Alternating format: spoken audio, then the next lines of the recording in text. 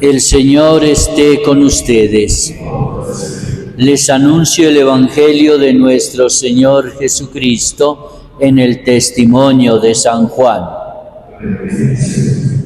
Cuando Jesús acabó de lavar los pies a sus discípulos, les dijo: Os aseguro, el criado no es más que su amo, ni el enviado es más que el que lo envía.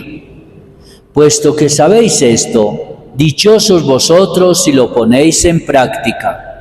No lo digo por todos vosotros, yo sé bien a quienes he elegido, pero tiene que cumplirse la Escritura: el que compartía mi pan me ha traicionado. Os lo digo ahora antes de que suceda, para que cuando suceda creáis que yo soy. Os lo aseguro, el que recibe a mi enviado, me recibe a mí, y el que a mí me recibe, recibe al que me ha enviado. Palabra del Señor. Pueden tomar asiento. Cuando estaba escuchando la primera lectura de hoy, le puse mucha atención a esa lectura porque no la había leído. Yo siempre hago la exégesis del Evangelio, pero la primera lectura no la había leído hoy. Y yo le puse harto cuidado cuando Flamiño la estaba leyendo. Y miren ustedes que saqué una conclusión. Cómo San Pablo hace toda una historia de la salvación.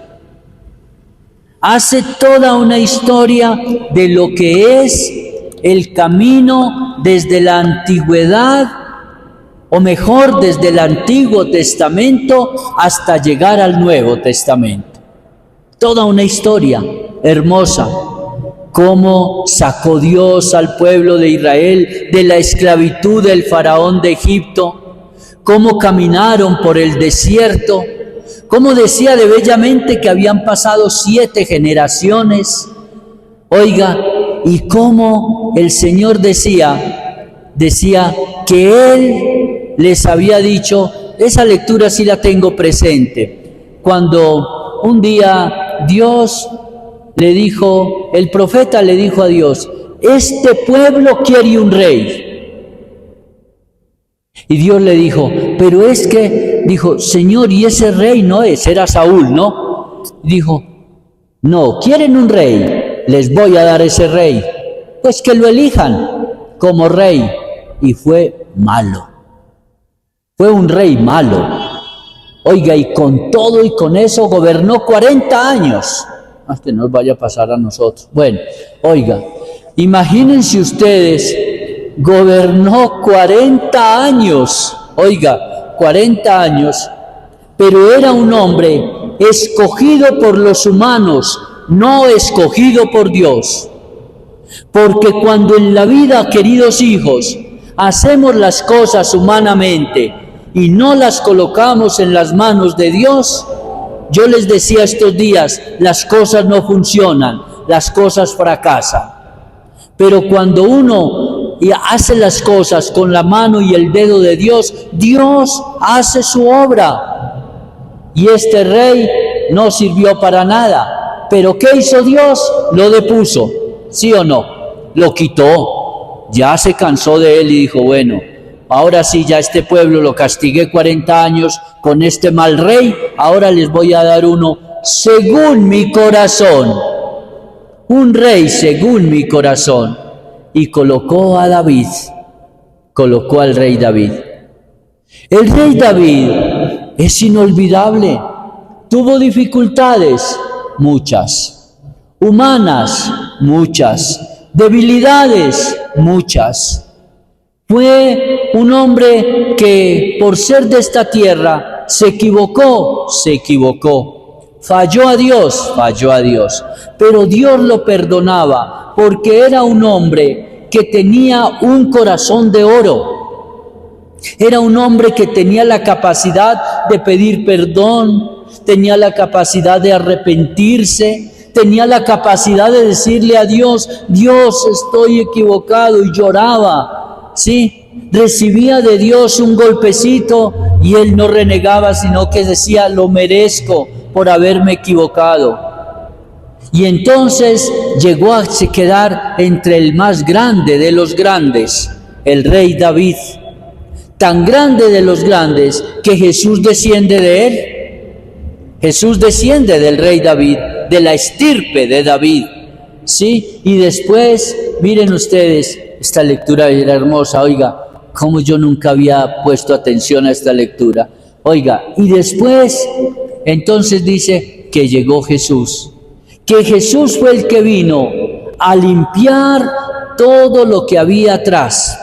Es como cuando uno en la vida, queridos hijos, miren ustedes, en la vida todos nosotros tenemos dificultades humanas en las familias, ¿sí o no? Y si uno se pone a hacer, yo personalmente conozco la genealogía de mi familia, la conozco. Si usted me pregunta aquí a mí, padre, ¿cómo se llamaba su abuelo, su bisabuelo, su tatarabuelo? Yo sé cómo se llamaba y yo sé quién eran ellos, sé el perfil de ellos, ¿sí? Sé el perfil de ellos, de cada uno de ellos, ¿sí? El general Miguel Alzate era tío abuelo de mi mamá. Entonces, yo conozco toda esa genealogía y sé que también hubo dificultades muy grandes en esa familia, ¿sí o no? Por eso uno tiene que hacer siempre las misas intergeneracionales. ¿Saben qué es la misa intergeneracional?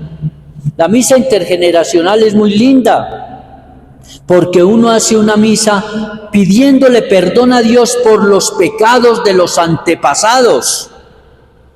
Yo las he hecho muchas veces. Uno le pide perdón a Dios por los pecados de los antepasados para que se purifiquen, porque de la misma manera que se heredan las taras físicas, se heredan los pecados. Increíble, ¿sí o no? Se heredan también los pecados. Dice, bueno, ¿y por qué este sin necesitar? Sí, eso es verdad. ¿Por qué este sin necesitar nada? ¿Por qué este teniendo tanta riqueza? ¿Por qué teniendo todo lo necesario, una familia, este hijo me salió ladrón? Y empezaron a hacer todo un recorrido de la generación anterior, y uno de los más ladrones que tenía Nueva York era descendiente de ellos. Heredó el pecado el pobre muchacho. Se heredan los pecados. Entonces llega Jesús a limpiar todo eso. Jesús limpió todos los pecados de sus antepasados con la cruz, con el Calvario, entrando a la cruz. Pero mire lo más hermoso que tiene esa lectura, cómo habla también de Juan el Bautista, donde dice que Juan el Bautista, él decía, yo no vine, y eso es parte del Evangelio, yo no vine a suplantar a nadie, ¿sí? Decían, tú eres, no soy yo, el que viene detrás de mí, no tengo ni siquiera derecho de desatarle la correa de la sandalia. Yo no soy la luz, yo les voy a mostrar la luz. Yo no soy el camino, yo les voy a mostrar el camino. Yo no soy la verdad total, les voy a mostrar la verdad. Yo no tengo el Espíritu Santo implícito en mí, yo bautizo con agua, Él los bautizará con Espíritu Santo. Yo simplemente soy un enviado, y como enviado les voy a mostrar el Cordero de Dios que quita los pecados del mundo, y por eso lo señaló. Él es el Cordero de Dios que quita los pecados del mundo. Y cuando lo bautizó se oyó la voz, este es mi Hijo amado en quien me complazco, escúchenlo. ¿Ven ustedes qué hermosa esa lectura? Y se compagina con el Evangelio, donde Jesús dice que nunca el enviado será más que el que lo envía. ¿Cómo se abaja? ¿Cómo es de humilde este Jesús? ¿Cómo nos enseña a bajarnos, a no ser orgullosos, a no ser prepotentes? Después de que lavó los pies a sus discípulos y abajó a ese estado, Él empezó a hablar de lo que es verdaderamente un enviado. Nosotros no tenemos, disculpen la palabra tan castiza, no tenemos la sartén por el mango. Nosotros simplemente somos enviados. pero el enviado tiene que ser fiel, el enviado tiene que ser honesto, el enviado tiene que ser transparente, el enviado tiene que mostrar siempre el camino de Dios como si fuera el camino de la verdad y de la salvación. Por eso en este Evangelio rescatamos hoy que el que verdaderamente, queridos hermanos y hermanas, viva y cumpla la Escritura, ¿sí?, tiene que vivir el amor de Dios. Tuvo también él en su grupo quien lo engañó, quien le mintió. Oiga esa frase: el que compartía mi pan me ha traicionado.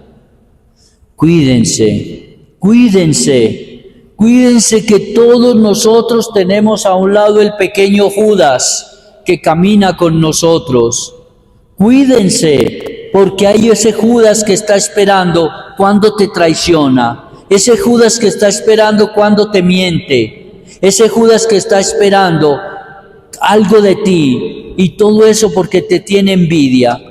Como es de duro y de triste, y termino con esto, como es de duro y de triste cuando uno le entrega la confianza a alguien, cuando uno le dona la vida a alguien, cuando uno le entrega alma, vida y corazón a alguien, y ese alguien lo traiciona, y ese alguien le miente, y ese alguien está mirando de qué manera lo destruye a usted, mientras que usted de pronto ayudó a construirlo, mientras que usted ayudó para que fuera grande.